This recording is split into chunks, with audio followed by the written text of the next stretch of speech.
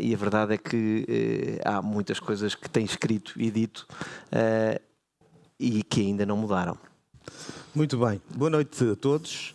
Um abraço ao Nuno Botelho, enquanto Presidente da Direção da Associação Comercial do Porto. É um gosto enorme estar aqui com a Cecília e o Carlos e moderado com absoluta independência e liberdade, obviamente, pelo Gonçalo. Apesar de, se reparar, ele tem mais projeção, o nome dele ali no quadro, do que os três oradores. E, portanto aí essa subserviência está por explicar. Peço desculpa, chefe.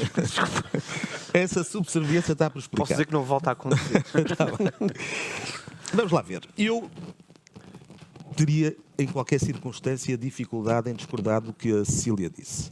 Muitas das coisas que a Cecília acabou aqui de expor, eu teria todo o gosto também em assumi-las. Mas vou tentar complementar o que ela disse. Se há Estado a mais ou não, de facto, seja feita a discussão com números, seja feita a discussão com a identificação dos serviços prestados, seja qual for o prisma, depende sempre da sociedade que temos. Depende sempre da visão de sociedade que queremos.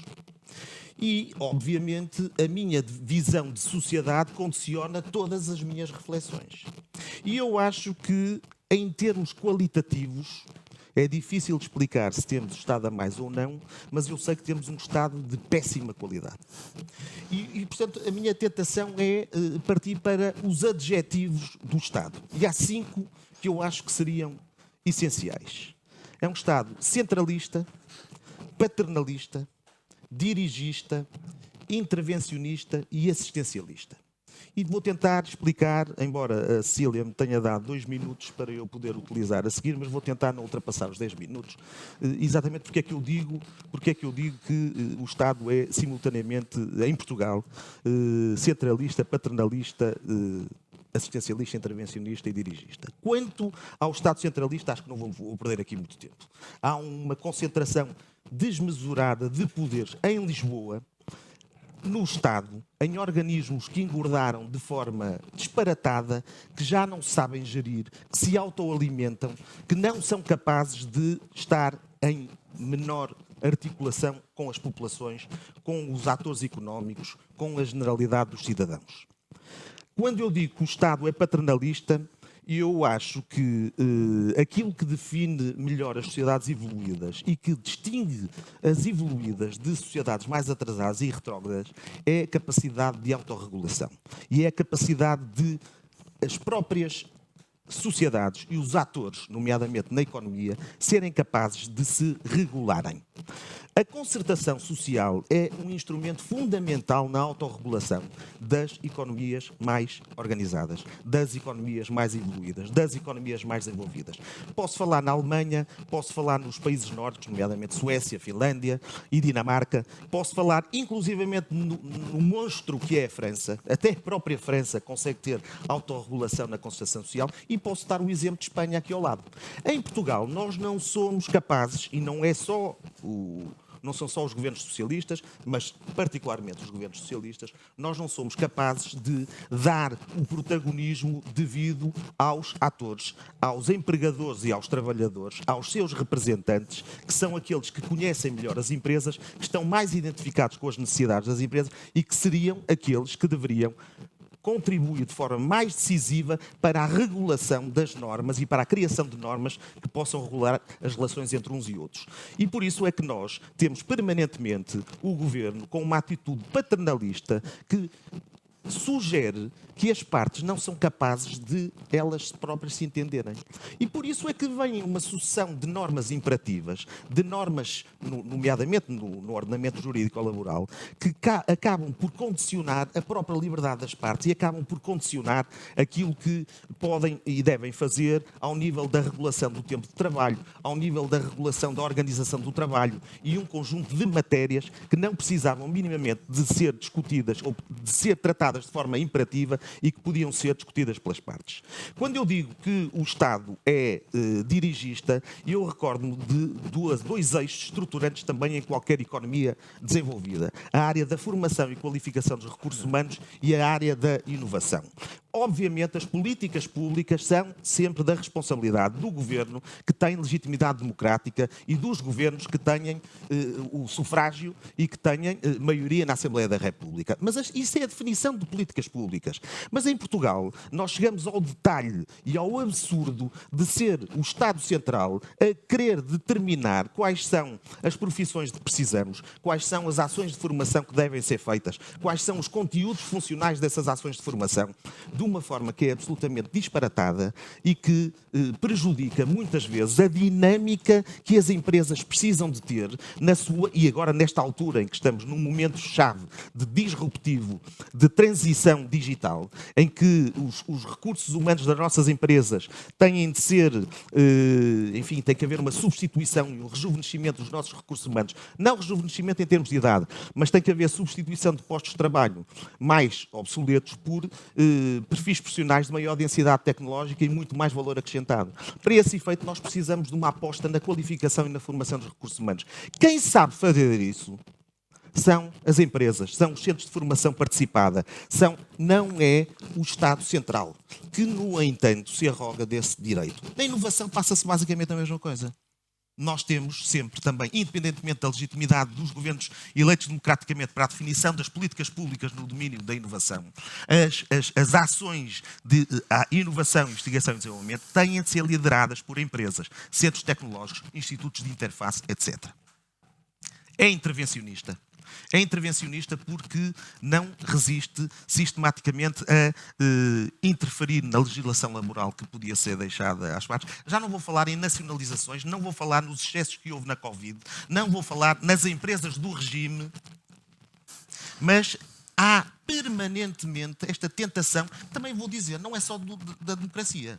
O Estado Novo, por exemplo, os tribunais de trabalho, isto serve para o intervencionismo, para o dirigismo e para todos estes adjetivos. Os tribunais de trabalho estavam vinculados ao Ministério das Corporações, não ao Ministério da Justiça, para poder ser o governo a nomear os juízes que iam decidir e que iam garantir a suposta paz social, o tal regime de pouca liberdade ou nenhuma liberdade, de empregos e salários relativamente baixos, mas de empregos para a vida, que foi um conceito que ficou por gerações. Finalmente, e este é provavelmente, quer dizer, não vou dizer que este é o maior dos pecados, que todos eles são gravíssimos, é profundamente assistencialista. Começo ao contrário com um exemplo. Em Espanha, ainda há pouco, e aqui estamos a falar de um governo do PSOE e do Podemos. E, portanto, um governo absolutamente, eu diria, quase assustador. Pensar que também podemos ter um governo assim. Mas o próprio, quando houve aquelas medidas por causa da redução no apoio aos consumidores nos combustíveis, quem ia em Espanha encher o depósito pagava o preço final, incluindo já a dedução que o Estado fazia, que entregava aos distribuidores de gasolina. Aos distribuidores de gasolina. Aqui em Portugal, inventámos o e-voucher. Acho que era o e-voucher, não é? Acho que é assim que se chama. E inventámos um mecanismo em que se obrigava as pessoas a pagar e depois o Estado distribuía cheques, como agora faz, até distribui cheques ou transferências, como agora fez, estão com os 125 euros e com outras medidas. E, portanto, somos um país que, por causa do assistencialismo, cobra impostos em demasia, no IRS, nomeadamente, às pessoas singulares, para depois devolver. O objetivo é não o de criar riqueza, mas sim o de gerir a pobreza. Aliás, muitas vezes essa tem sido considerada a melhor definição do socialismo, criar pobres para poder tratar deles.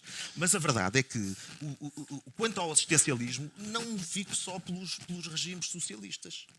Porque o assistencialismo é uma característica, e por isso é que às vezes quando perguntam, mas tem algumas expectativas que isto mude? Tenho, porque a esperança é a última coisa a morrer, mas não deixo de ser cético, porque de facto, quem estudar os últimos anos da monarquia vê o assistencialismo, quem olhar para a Primeira República vê que que era absolutamente assistencialista, o Estado Novo era assistencialista, e na democracia o gonçalvismo tentou sê-lo, os governos de Cavaco Silva foram, os governos de Guterres foram, José Sócrates, António Costa, foram governos profundamente assistencialistas. E, portanto, estes eu estou a ver, mas ainda não cheguei aos 10 minutos.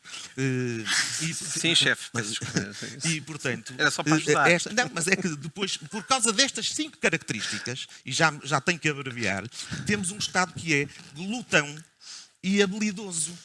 Glutão porquê? Tem esta carga fiscal brutal, desequilibrada, opaca, que muitas pessoas nem sequer identificam, muito com impostos indiretos, e no caso, por exemplo, das pessoas coletivas com as tributações autónomas, que não deixam, são sistemáticas e que são, de facto, uma forma de esconder impostos, de baralhar, tornar imprevisível, instável, etc. E, portanto, temos essa questão, uma carga fiscal desmesurada, que é uma tenaz ao crescimento da economia, e depois, além disso, temos as habilidades. O PRR, que também tem a ver com o intervencionismo, o 2020, o 2030, em que o Estado chama sempre a si a parte de leão. E o Estado utiliza habilidades sistematicamente para o fazer. Há um eufemismo que eu já ouvi alguns membros do governo utilizarem, e deputados, e a Sila seguramente que já ouviu durante o que era, substituir ao E. Substituir ao E, substituir ao Orçamento de Estado. O que é substituir ao E? É rapinar, sequestrar verbas que vêm dos fundos europeus, que deveriam ser canalizadas e entregues às empresas, e são utilizadas para financiar serviços públicos e instituições públicas. E dou o exemplo: qualificação e formação dos recursos humanos. Verbas que eram previstas para a formação foram desviadas para financiar o Ministério da Educação, chegando-se ao cúmulo de criar cursos profissionais em todas as escolas tradicionais, no sentido de assim se poder justificação a captação dessas verbas que deviam ir para as empresas e que deviam ir para a formação dos colaboradores de que nós precisamos para tornar a nossa economia mais competitiva. E quem diz, como já ultrapassei o tempo, só vou muito sumariamente dizer, quem diz formação diz também da inovação. A forma como as verbas que deviam ser canalizadas para a inovação são aproveitadas muitas vezes para financiar universidades, para financiar entidades públicas, e que, em vez de criar valor na economia, acabam por gerar, de facto, acaba por ser para gerir estas políticas e estes adjetivos que eu acabei por referir. E, portanto, sou cético, acho que para podermos alterar isto é preciso haver uma verdadeira revolução de contribuintes. E para que os contribuintes tenham noção do que se passa, é preciso, de facto, fazer um esforço no sentido de percebermos, todos, em conjunto, que estamos a pagar, temos uma carga fiscal desmesurada, e há quem diga, tenho que dizer só este... Claro! Há quem diga que, em termos europeus, a nossa carga fiscal está abaixo da média europeia. E em termos numéricos até está ligeiramente abaixo. O que se esquecem é de que não há nenhum país em que o Estado ocupe em termos de PIB, portanto, a carga fiscal no PIB. O que se esquecem é que não há nenhum outro país europeu em que o Estado seja tão grande como o nosso é no PIB. E a conjugação destes dois números é que é decisiva. Muito bem, Rafael, muito obrigado. Carlos Guimarães Pinto, estes primeiros 30 minutos